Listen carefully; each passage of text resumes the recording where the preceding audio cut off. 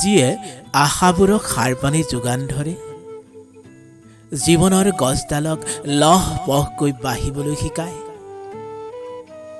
নিজে জ্বলি জ্বলি আনক পোহৰ দিয়ে, জিৰণি নাই, ভাগৰ নাই।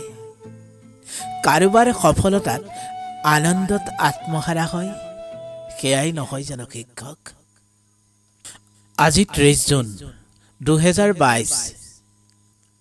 আজিৰ এই দিনটোতে আমাৰ পৰম শ্ৰদ্ধাৰ শিক্ষাগুৰু, হাৰমতি উচ্চতৰ মাধ্যমিক বিদ্যালয়ৰ সন্মানীয় শিক্ষাগুৰু শ্ৰীযুত বীৰেন শইকীয়া ছাৰে অৱসৰ গ্ৰহণ কৰিলে। আজিৰ এই বিশেষ দিনটোত তেখেতৰ জীৱন পৰিক্ৰমাৰ মুখ্যাংশ আপোনালোকলৈ আগবঢ়ালোঁ। ১৯৬২ চন ৩০ জুন জন্ম হ'ল ভোগপুৰত আমাৰ সন্মানীয় শ্ৰীযুত বীৰেন শইকীয়া ছাৰ। পিতৃ স্বৰ্গীয় বিনন্দ শইকীয়া আৰু মাতৃ শ্ৰীযুতা ভোগেশ্বৰী শইকীয়া। পিতৃ মাতৃৰ দ্বিতীয় সন্তান শইকীয়া ছাৰে শংকৰদেৱ এম.ভি. স্কুলত আনুষ্ঠানিক শিক্ষা আৰম্ভ কৰি ৭ম মানলৈকে সেই বিদ্যালয়তে পঢ়ি বৰবালি হাইস্কুলত ৮ম শ্ৰেণীত নামভৰ্তি কৰে। ১৯৬৭ চনত বৰবালি হাইস্কুলৰ পৰা সুখ্যাতিৰে মেট্ৰিক পৰীক্ষাত উত্তীৰ্ণ হয়। উত্তৰ লখিমপুৰ চৰকাৰী উচ্চতৰ মাধ্যমিক বিদ্যালয়ৰ পৰা বিজ্ঞান শাখাত উচ্চতৰ মাধ্যমিক পৰীক্ষাত উত্তীৰ্ণ হৈ গণিত বিষয়ত অনাৰ্ছ লৈ উত্তৰ লখিমপুৰ মহাবিদ্যালয়ত নামভৰ্তি কৰে।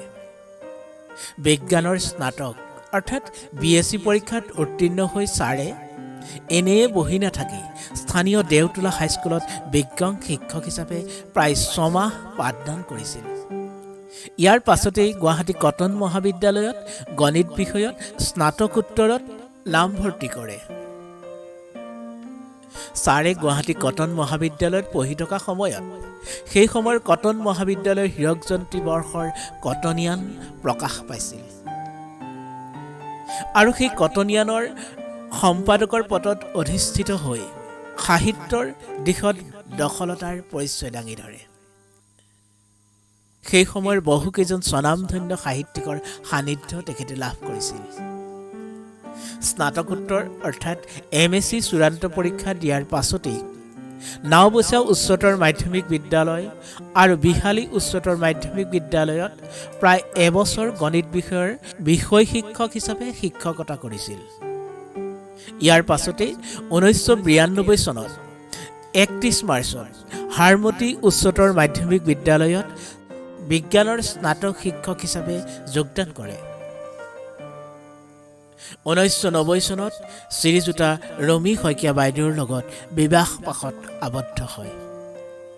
শইকীয়া ছাৰৰ দুয়োটি সন্তান অৰ্থাৎ জীয়ৰী শ্ৰীমতী ৰূপামণি শইকীয়া, পুত্ৰ শ্ৰী লোহিত্ৰ মণ্ডিত শইকীয়া হাৰমতি উচ্চতৰ মাধ্যমিক বিদ্যালয়ৰ প্ৰাক্তন ছাত্ৰ।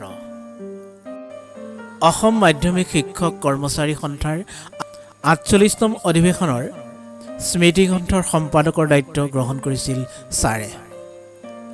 হাৰমতি উচ্চতৰ মাধ্যমিক বিদ্যালয়ৰ প্ৰাংগণ মুখপাত্ৰৰ একেৰাহে ৪টা সংখ্যাৰ তত্ত্বাৱধায়কৰ দায়িত্ব গ্ৰহণ কৰিছিল শইকীয়া ছাৰে। ছাৰ এজন কেৱল ভাল শিক্ষকেই নহয়, তেখেত এজন ভাল সাহিত্যিক, সংস্কৃতিবান ব্যক্তি, আবৃত্তিকাৰ, সুবক্তা। তেখেতৰ কণ্ঠত প্ৰতিটো শব্দই প্ৰাণ পাই উঠে। তেখেতৰ উপস্থিতিত হাৰমতি উচ্চতৰ মাধ্যমিক বিদ্যালয়ৰ প্ৰতিটো অনুষ্ঠানেই প্ৰাণৱন্ত হৈ উঠে। তেখেতৰ অৱসৰৰ এই মুহূৰ্তলৈকে কৰ্মস্পৃহা অটুট আছে। আশা কৰিছোঁ ভৱিষ্যতেও এই কৰ্মস্পৃহা অটুট থাকিব। সাহিত্য, সংস্কৃতি, আবৃত্তি, বক্তৃতা আদিৰ কামত জড়িত থাকি সমাজলৈ অৱদান আগবঢ়াবলৈ আমি আহ্বান জনালোঁ। ছাৰৰ অৱসৰকালীন সময়খিনি আনন্দময় হওক, সুখৰ হওক, তাৰেই ভগৱানৰ ওচৰত কামনা কৰিলোঁ। ধন্যবাদ।